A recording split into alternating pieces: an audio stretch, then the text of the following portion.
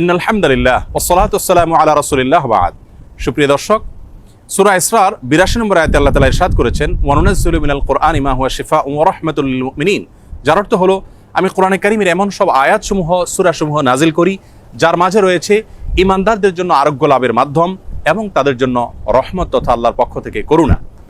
এই আয়াতের ব্যাখ্যা মুফাসসিরদের অনেকেই বলেছেন, এখানে আল্লাহ রাব্বুল আলামিন আত্মিক রোগসমূহ থেকে আরোগ্য লাভের মাধ্যমের কথা বুঝিয়েছেন, অর্থাৎ কোরআনের প্রেসক্রিপশনকে অনুসরণ করার মাধ্যমে মানুষ প্রকৃত মানুষে পরিণত হয়, মানবীয় গুণাবলী অর্জন করে মানুষ আল্লাহ রাব্বুল আলামিনের প্রিয় পাত্রে পরিণত হয়।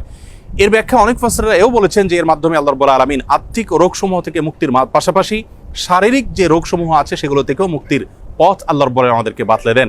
সেগুলোকে আবিষ্কার করে খুঁজে বের করে যথাযথভাবে আমল করার মাধ্যমে উপকৃত হওয়াটাই হলো আমাদের জন্য মূল বিষয়। আজ আমরা কোরআনে কারীমের এমন একটি সূরা আপনাদের সঙ্গে শেয়ার করতে চাই যে সূরার অপর নামই হলো সূরাতুশ শিফা বা আরোগ্য লাভের সূরা। আর সেই সূরা হলো আমাদের সকলেরই অতি পরিচিত সূরাতুল ফাতিহা। সহিহ বুখারীতে আবু সাঈদ খুদরী রাদিয়াল্লাহু আনহু থেকে একটি হাদিস বর্ণিত হয়েছে, যে হাদিসের মাধ্যমে বোঝা যায় যে সাহাবায়ে কেরাম সূরাতুল ফাতিহার মাধ্যমে চিকিৎসা গ্রহণ করেছেন এবং অলৌকিকভাবে, বিস্ময়করভাবে কঠিন এবং দুরারোগ্য সমস্যা থেকে তারা মুক্তি লাভ করেছেন। তখন নবী করিম সাল্লাল্লাহু আলাইহি সাল্লাম বিষয়টি জানতে পারার পর তাকে বলেছিলেন, ওমা ইউদরিকা আন্নাহা রুকিয়া, তুমি কিভাবে জানলে যে সূরা ফাতিহা এটি রুকিয়া বা সকল রোগ থেকে শেফার একটি মাধ্যম। এজন্য এই সূরা সম্পর্কে উলামায়ে কেরাম বলে থাকেন যে সূরা ফাতিহার মাধ্যমে যে কোনো রোগ বালাই থেকে, যে কোনো বিপদ আপদ থেকে, যে কোনো অসুখ বিসুখ থেকে মুক্তি লাভের মাধ্যম হিসাবে আমরা এটিকে ব্যবহার করতে পারি। সূরা ফাতিহা এ সম্পর্কে ইমাম ইবনুল কাইয়িম রাহিমাহুল্লাহ তিনি বলেছেন, এই সূরাটিকে বারবার আমি আমল করে দেখেছি। আমার জীবনে যখনই কঠিন কোনো ব্যথায় আমি আক্রান্ত হয়েছি, কাতর হয়েছি, তখনই এই সূরা পাঠ করে ফু দিয়ে সে ব্যথার জায়গাকে মুছেছি। আল্লাহ রাব্বুল আলামিন বিস্ময়করভাবে, অলৌকিকভাবে আমাকে সুস্থতা এবং আরোগ্য দান করেছেন। আমি ব্যক্তিগতভাবে আমার কথা বলতে পারি যে আমার বাসায়, পরিবারে আমার বাচ্চাদের যখন কোনো অসুখ বিসুখ হয়েছে, কখনো কোনো সমস্যা দেখা দিয়েছে, তৎক্ষণাৎ আমি সূরা ফাতিহা পাঠ করে তাদেরকে ফু দিয়েছি, তাদের শরীরে মুছেছি এবং সঙ্গে সঙ্গে আল্লাহ রাব্বুল আলামিন বিস্ময়করভাবে আমাকে উপকারিতা দিয়েছেন। আর এরকম ঘটনা আমার জীবনে 2-4 বার নয়, বরং অগণিতবার ঘটেছে।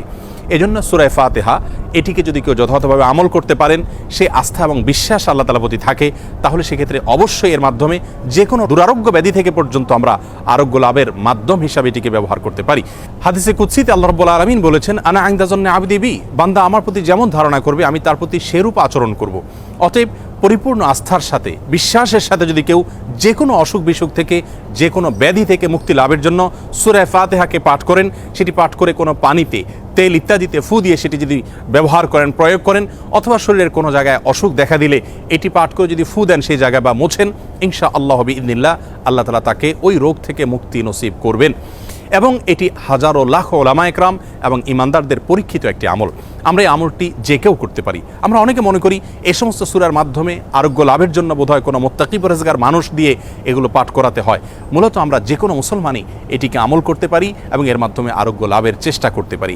আল্লাহ রাব্বুল আলামিন আমাদের সকলকে কোরআনে কারীমকে সব দিক থেকে আমাদের অনুকরণীয়, অনুসরণীয় গ্রন্থ হিসাবে গ্রহণ করার তৌফিক দান করুন। কোরআনে কারীমের সকল প্রেসক্রিপশনগুলো মেনে আমাদের জীবনকে আলোকিত করার তৌফিক দান করুন এবং কোরআন থেকে শেফা গ্রহণ করে আরোগ্য লাভ করে আল্লাহ তাআলার প্রতি আমাদের ঈমানকে আরও বৃদ্ধি করার তৌফিক দান করুন। আসসালামু আলাইকুম ওয়া রাহমাতুল্লাহি।